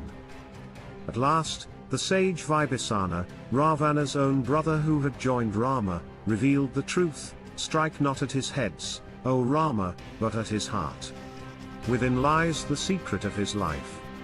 Rama lifted the Brahmastra, the divine weapon given by the gods. Folding his hands, he prayed, "O Lord of creation, let this arrow carry not my will, but the will of Dharma. May it strike not from hatred, but from justice." He drew the bow, released the arrow. It blazed like the sun, streaking across the sky. It struck Ravana's chest, piercing his heart. The demon king roared, his voices echoing like storms, then fell, his body shaking the earth. The arrogance of Lanka lay broken. The war was over. The armies of Ravana scattered, the Vanaros roared in triumph, the heavens showered flowers. Rama stood, his bow lowered, his heart calm. He did not rejoice in the fall of Ravana, but spoke softly, "He was great, though misled. Let his funeral be with honor. For even in the enemy, we must respect the spark of greatness." Here lies the deepest lesson of the war. Courage is not merely in striking down the foe, it is in facing despair without surrender. Leadership is not in commanding armies, it is in inspiring them with purpose greater than themselves. Justice is not in vengeance, it is in upholding Dharma, even toward the fallen. Rama's war was not of conquest.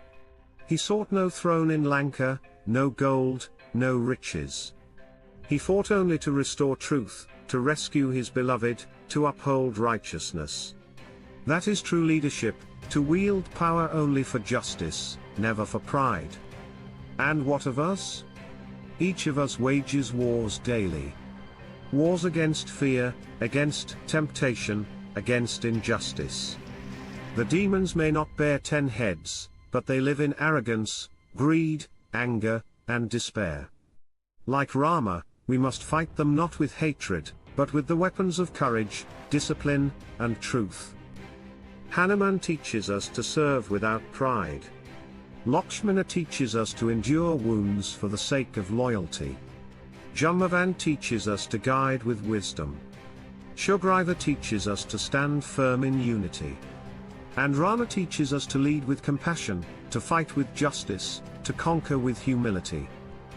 The war with Ravana is not only an ancient battle, it is the eternal war of the soul. For in each of us, Ravana still whispers with arrogance, and Rama still calls with Dharma. The question is, whom will we follow?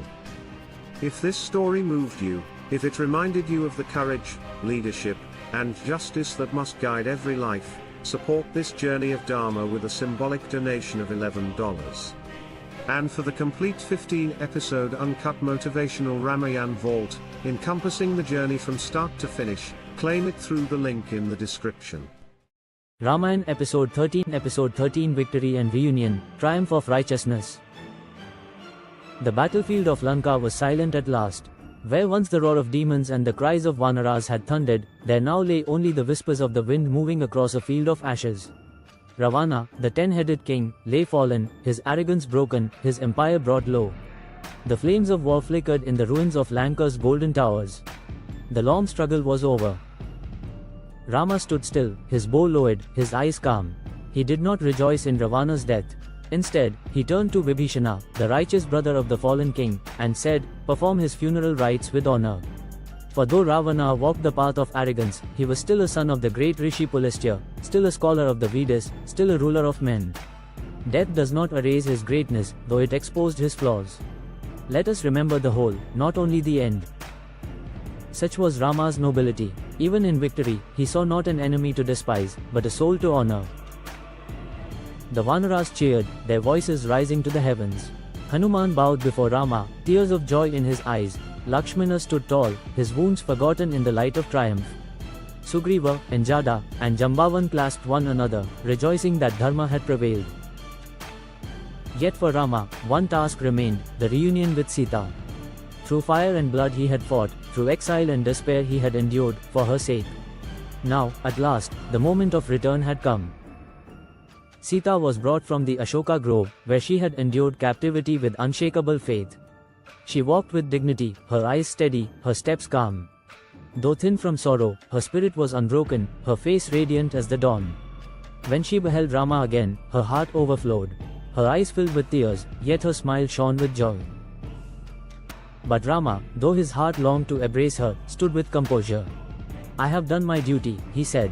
"I have slain Ravana, I have restored Dharma, I have rescued you. Yet questions remain, for you have lived in the house of another, and tongues of the world are sharp. How can I, as a king, uphold Dharma if doubts remain about your purity?" The court fell silent. Sita's face grew pale, yet her eyes did not waver. "You doubt me, Rama? Have I not endured months of captivity without yielding? Have I not resisted threats and temptations with the strength of Dharma? Very well. If the world must see proof, let Agni, the god of fire, be my witness." She ordered a pyre to be built. The flames roared high. Without fear, without hesitation, Sita walked into the fire. Gasps filled the air, cries rose from Vanaras and sages alike.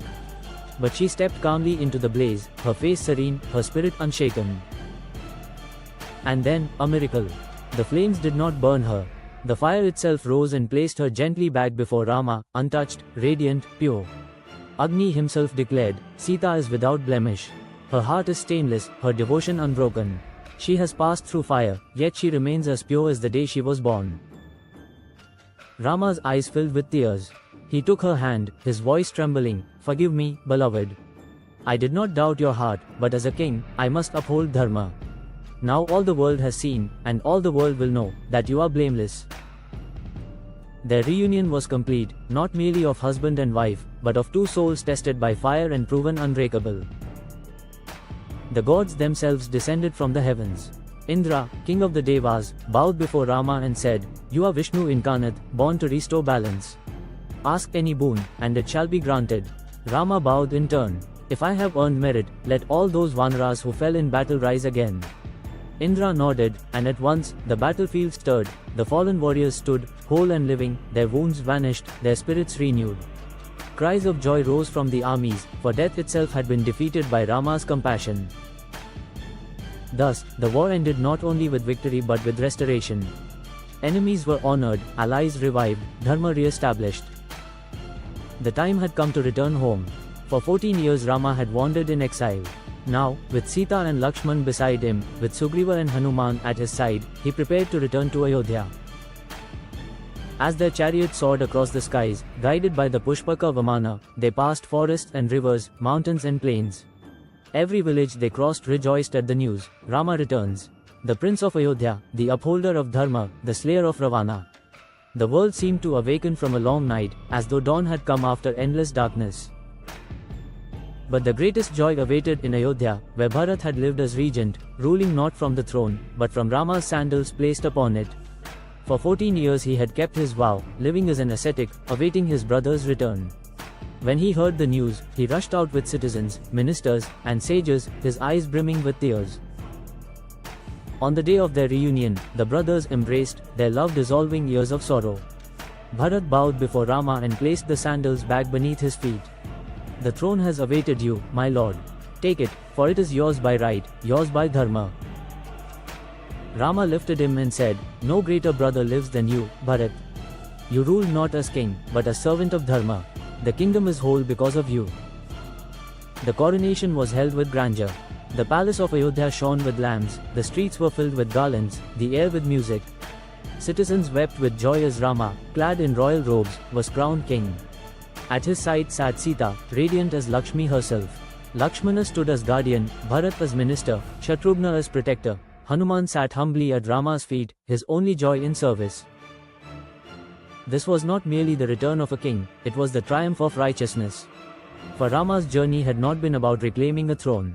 It had been about upholding Dharma, showing the world that truth endures, that love survives, that justice prevails. And here lies the lesson for us: victory is not measured in conquest, but in righteousness. Reunion is not merely of bodies, but of souls tested by trial. Triumph is not in the fall of enemies, but in the restoration of harmony. Sita teaches us that dignity can pass through fire and emerge unburned. Rama teaches us that leadership means placing Dharma above desire. Hanuman teaches us that service is the highest joy. Bharat teaches us that loyalty sustains kingdoms. Together they show us that righteousness is not an abstract idea, it is a living force that triumphs when tested. In our lives, too, we await reunions. We await the triumph over struggles that have held us captive. We await the dawn after nights of despair. The Ramayan reminds us, if we endure with courage, if we walk with faith, the day of reunion will come. The fire will not consume us. The exile will not last forever. The throne of joy will be restored. This is the triumph of righteousness, that truth cannot be chained, that Dharma cannot be defeated, that love cannot be destroyed. If this story moved you, if it reminded you that true victory is righteousness and true reunion is of souls, support this journey of Dharma with a symbolic donation of $11. And for the complete 15-episode uncut motivational Dharma vault, encompassing the journey from start to finish, claim it through the link in the description. Episode 14: The Return to Ayodhya. True leadership means serving the people. The long years of exile had ended. The war in Lanka had been fought and won. Ravana had fallen, Sita had been reunited with Rama, and the Vanara armies had returned to their forests with songs of victory. Now only one journey remained, the journey back to Ayodhya, the city that had waited 14 long years for the return of its beloved prince. The Pushpaka Vamana, the celestial chariot once belonging to Ravana, now carried Rama, Sita, and Lakshmana across the skies. The world below seemed transformed. Rivers sparkled with light, mountains bowed in reverence, forests whispered with joy. Villagers gathered in celebration as they saw the divine chariot pass above them. For news had spread, Rama returns. The king of Dharma comes home.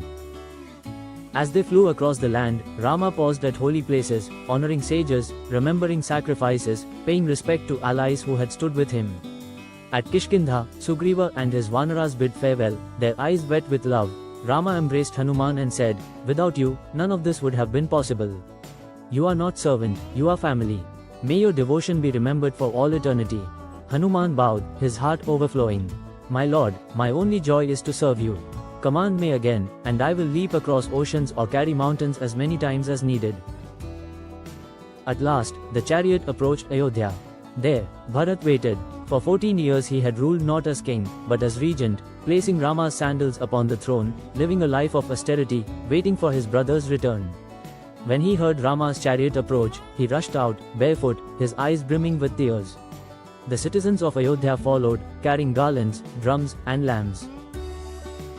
When the brothers met, they embraced as if the years of separation dissolved in a single heartbeat. Bharat fell at Rama's feet, returning the sandals. "The kingdom has waited for you, my lord. It is yours, as it always was. I have kept it only in your name." Rama lifted him with love. "No greater brother lives than you, Bharat. You are the true guardian of Ayodhya. Because of you, the kingdom is whole. Because of you, Dharma has been preserved." The coronation of Rama was prepared with grandeur. The palace of Ayodhya was adorned with flowers, its streets lined with citizens eager to see their king again. Bells rang from every temple, conches blew, and the air filled with chants of Jai Shri Ram. At the appointed hour, Rama entered the hall, his face calm, his heart humble. He did not stride like a conqueror, but walked like a servant of the people. Sita sat beside him, radiant as Lakshmi, her dignity shining brighter than jewels. Lakshmana stood at his side, loyal and steadfast. Bharat and Shatrughna stood with folded hands. Hanuman sat humbly at his feet, though the gods themselves would have honored him. Sages poured sacred waters from the rivers of Bharat upon Rama's head. The crown of Ayodhya was placed upon him, and the throne was his once more. Yet Rama did not see it as his right. He saw it as a duty. His first words as king were not of glory, but of service. "This throne is not for my comfort. It is for the protection of Dharma, the service of my people, the welfare of all." Ayodhya rejoiced, yet Rama's example set the tone for his reign. He did not rule as master, but as servant. He walked among his people, listening to their concerns. He ensured that justice was swift and fair, that no citizen felt unheard, that no family felt abandoned. His reign, remembered as Rama Raja, became the model for all kings, an age where truth and compassion reigned, where no one knew hunger, where no one feared injustice, where joy was the birthright of all. This chapter of the Ramayan carries one of its greatest lessons. True leadership is not domination, but service. Rama did not seek the throne. He had been willing to abandon it for 14 years to uphold his father's word. When it was restored to him, he did not see it as privilege, but as responsibility. Bharat shows us the same lesson. Though he could have taken the throne, he ruled only as regent, refusing to betray Dharma. For him, leadership was loyalty, not ambition. Sita too, in her coronation beside Rama, embodied this truth. She had endured exile, captivity, and fire, yet she returned not with bitterness, but with dignity. She served the people as queen, not through power, but through compassion. Hanuman's service reminds us that leadership is not only for kings. Every soul leads by example, through humility, through loyalty, through devotion. And for us, the message is clear: to let us to serve. Whether as leaders of families, communities, or nations, our purpose is not self but others. Power without service is tyranny. Power with service is Dharma.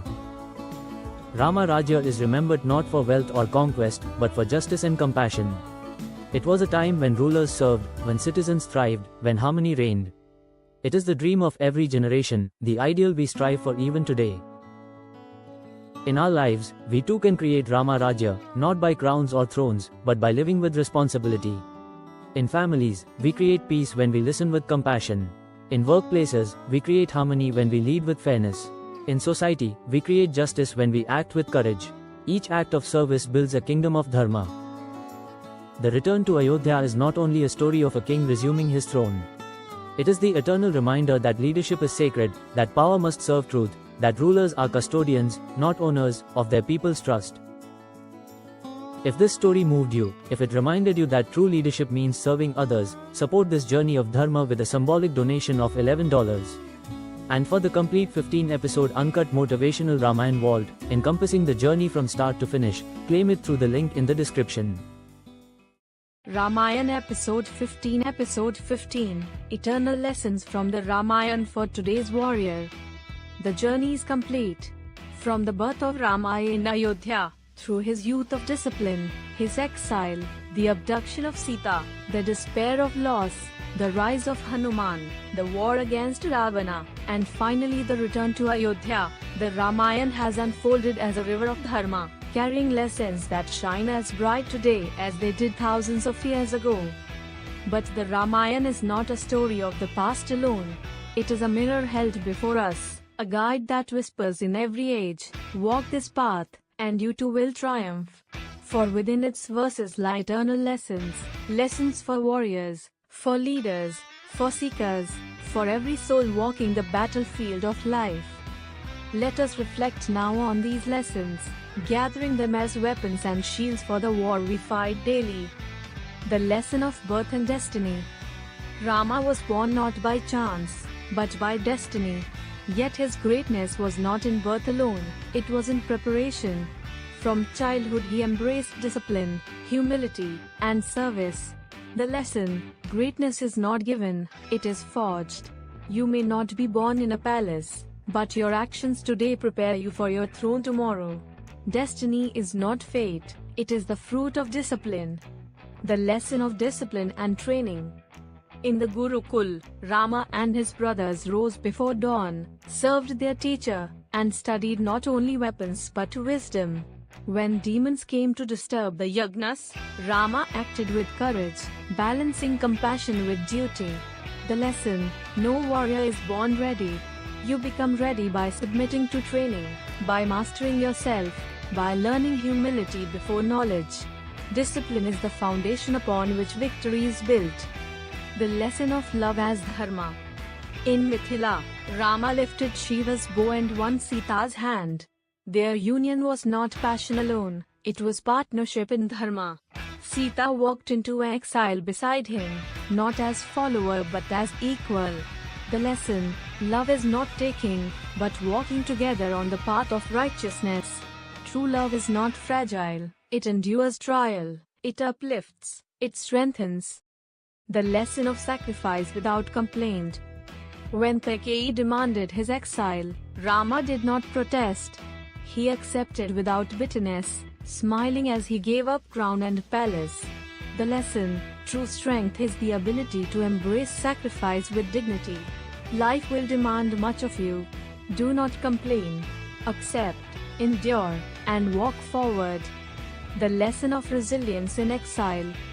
In the forest, Rama, Sita, and Lakshmana lived in simplicity, their strength not diminished by loss. Bharata too showed humility, ruling only in Rama's name. The lesson: resilience is not merely survival, it is dignity in hardship. When the world strips you of comfort, let your character remain unshaken. The lesson of illusion and desire. Shurpanakha's lust, the golden tears allure, Maricha's deceptive cry, all were weapons of illusion. Even the noble faltered for a moment. The lesson: the greatest dangers are not always external foes, but desires and illusions that glitter. Guard your mind. Not all that shines is gold. Not all voices speak truth. The lesson of courage in darkness. When Sita was taken, she scattered her ornaments as signs of hope. In captivity she stood firm, never yielding to Ravana's threats. The lesson: even when all is lost, courage remains. Captivity of the body does not mean captivity of the soul. Dignity is your greatest fortress. The lesson of true allies. In Rama's despair, Jatayu gave his life, Sugriva offered his strength, and Hanuman emerged as the embodiment of devotion. The lesson: true allies are revealed in hardship. Do not mourn when false friends leave you. Look for those who rise in your darkest hour, for they are your Hanumans, sent by destiny.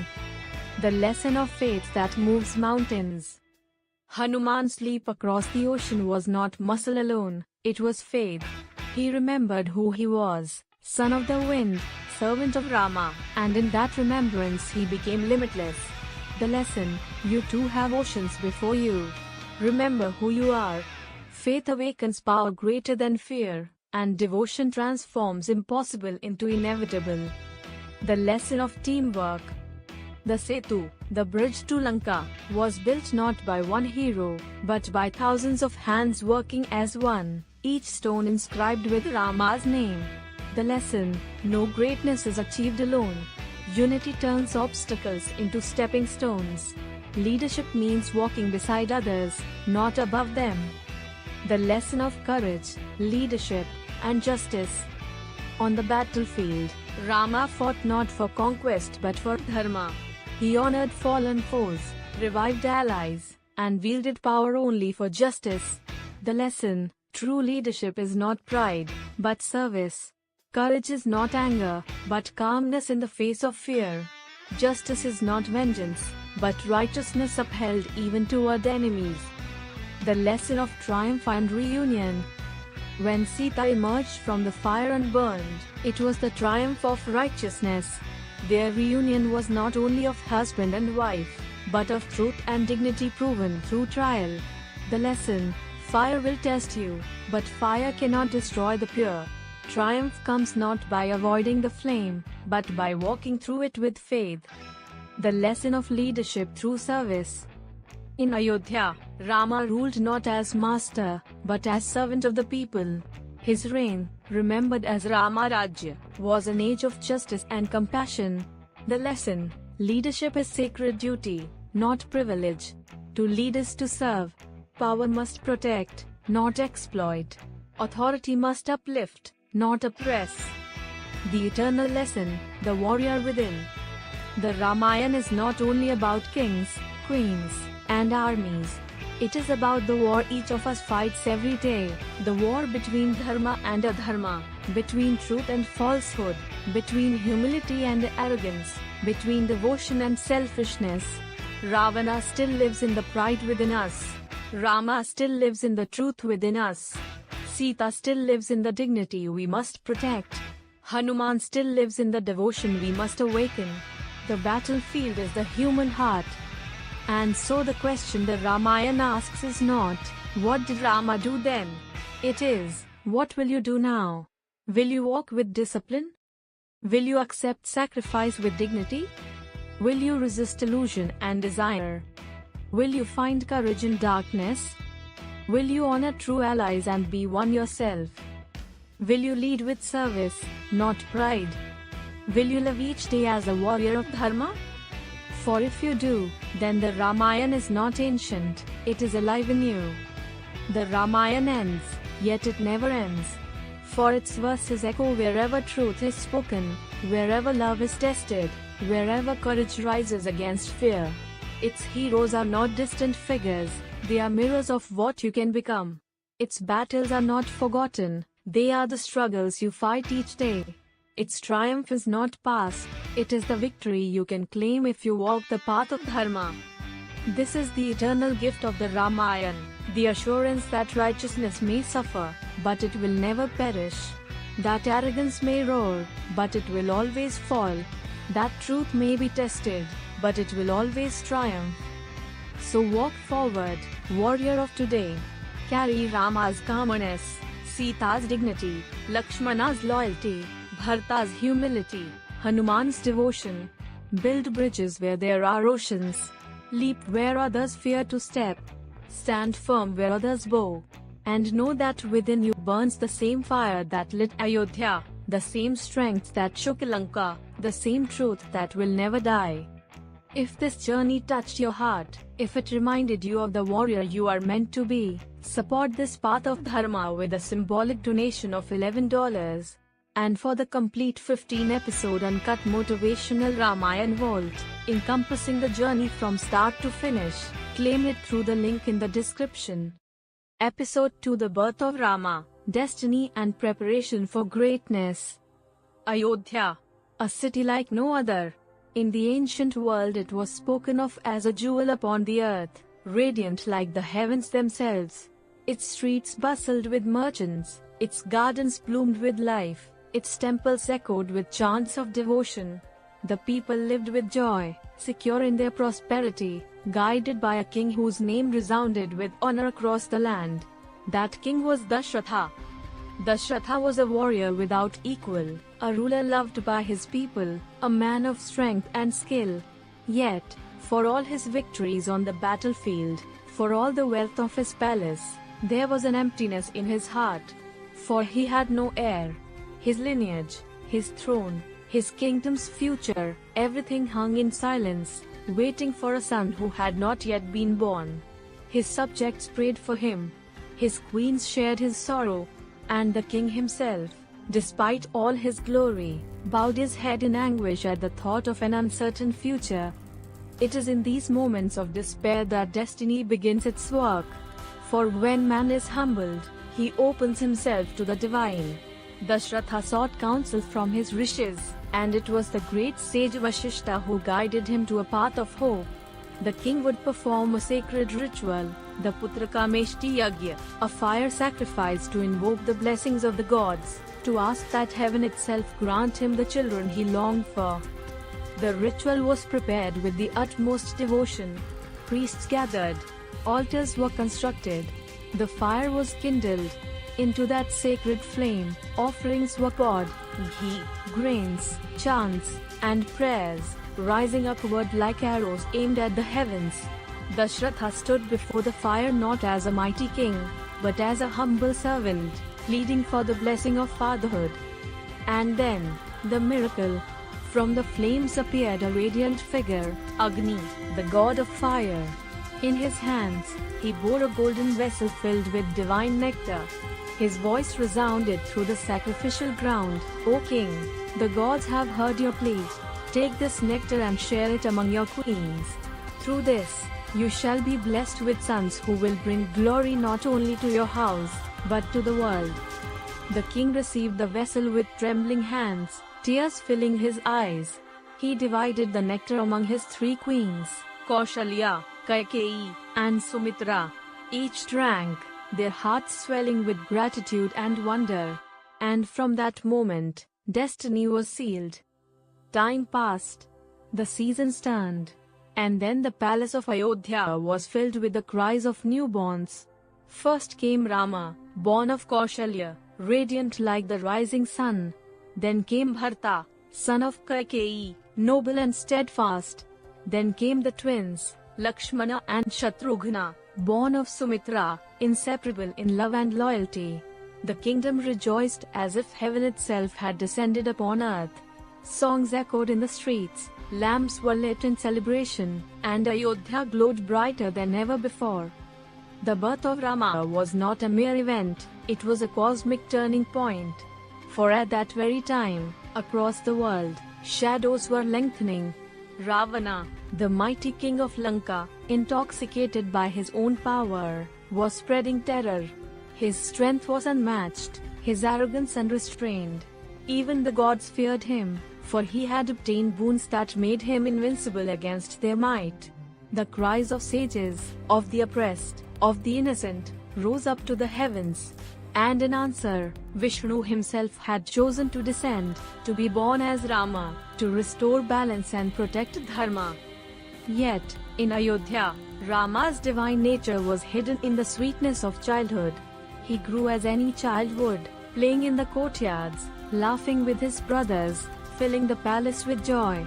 But even then, there was a majesty in him, a serenity beyond his years. His eyes shone with compassion, his words carried wisdom, and his heart radiated courage. Kaushalya, his mother, would often gaze at him in wonder. She saw in him not only her son, but a light that warmed the entire world. Dashratha, holding the infant in his arms, felt his sorrow vanish. In Rama he saw not only the heir he longed for, but the future of Ayodhya, a future brighter than the sun. The childhood of Rama and his brothers was filled with discipline as well as play. Under the guidance of sages, they began their education. They learned the scriptures, the art of archery, the principles of governance. But more than knowledge, they absorbed values, obedience, humility, self-control, respect. From the very beginning, Rama walked the path of Dharma.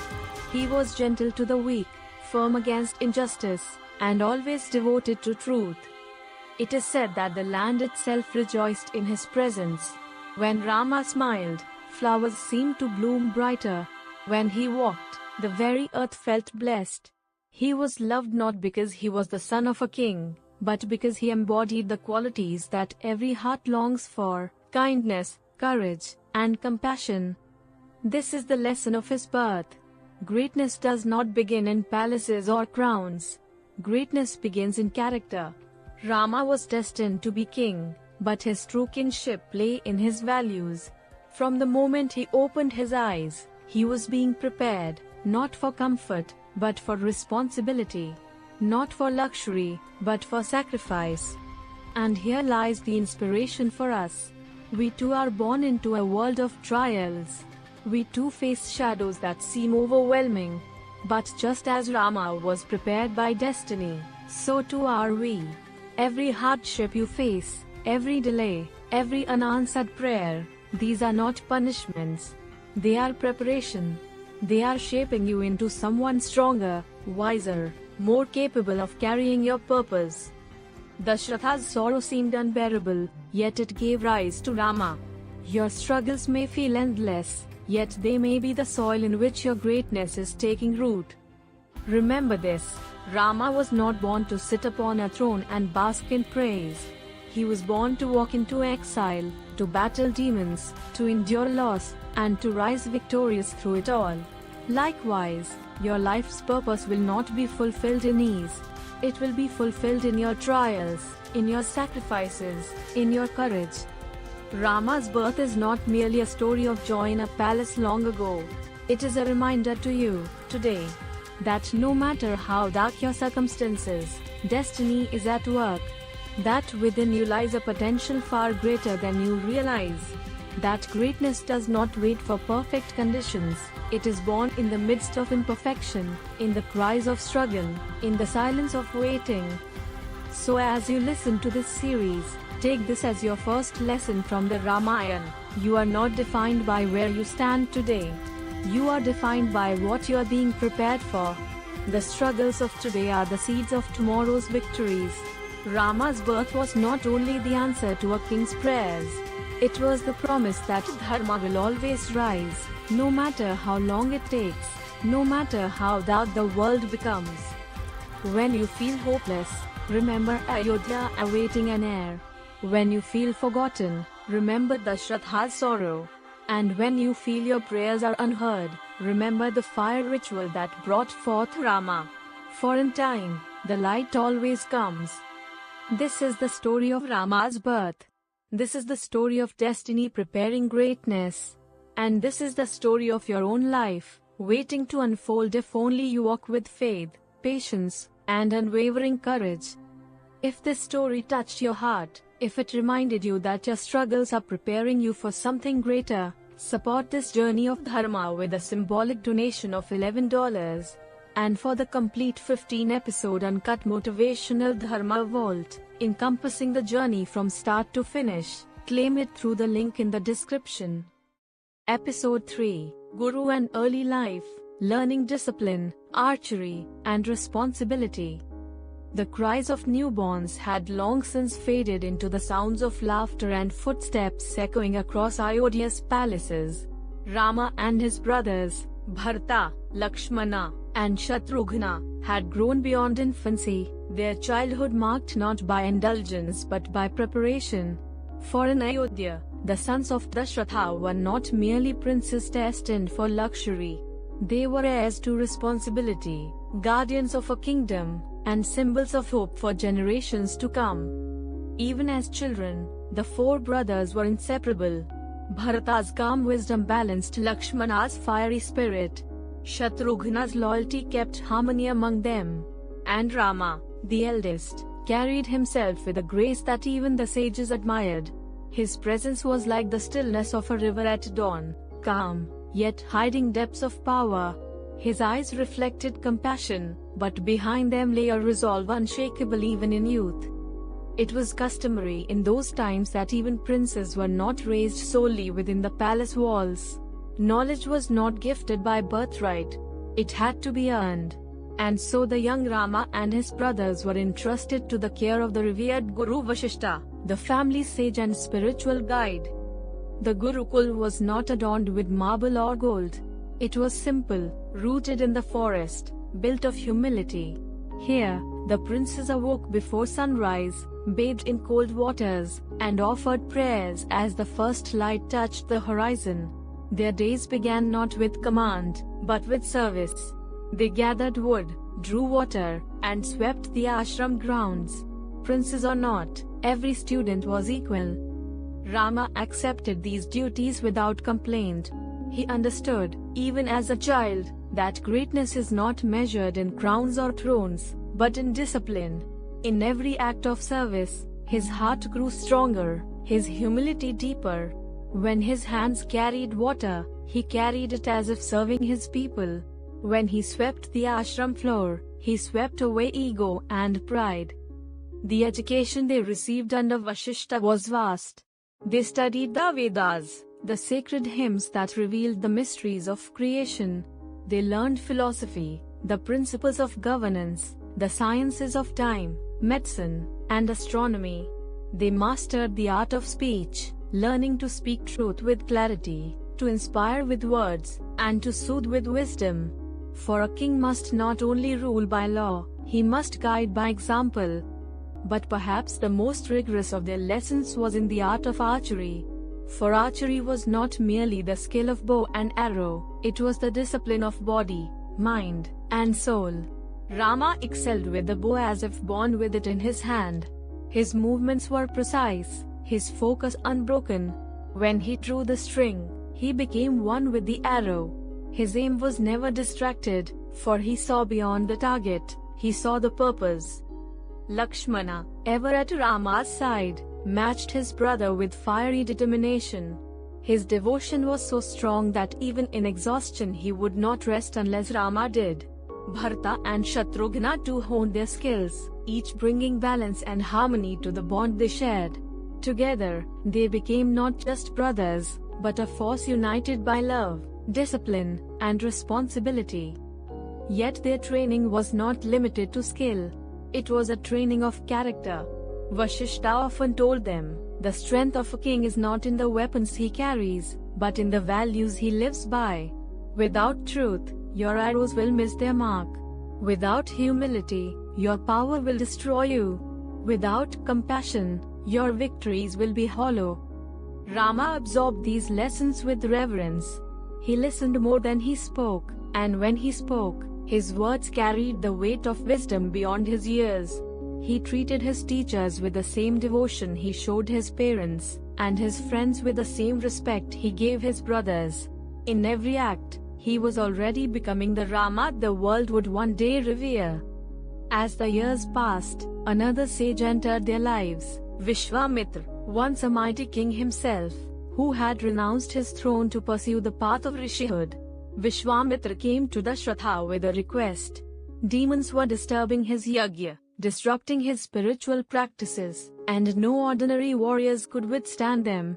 He asked that Rama and Lakshmana accompany him into the forests to protect the sacrifice.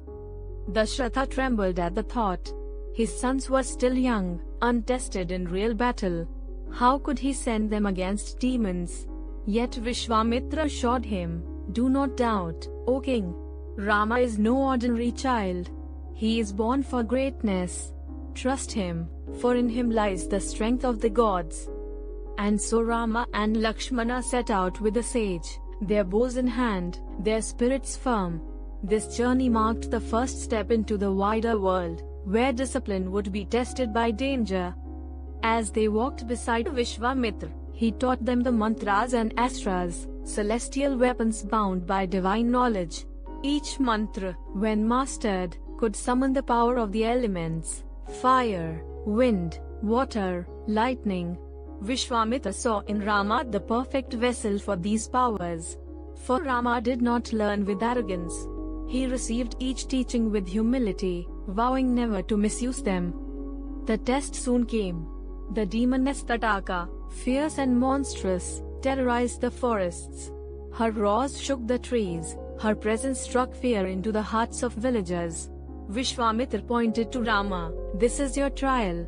Destroy her and free the land from fear." Rama hesitated for a moment, not from fear, but from compassion. She is a woman, he thought. Even if she is a demon, is it right to slay her? Vishwamitra's words cut through his doubt. Dharma does not look at form. To protect the innocent is your duty. Mercy toward the wicked is cruelty toward the weak. Hearing this, Rama steadied his heart. He drew his bow, arrows blazing like fire. With precision and calm, he struck the Tataka down. Her terror ended, the forests freed. This was his first victory.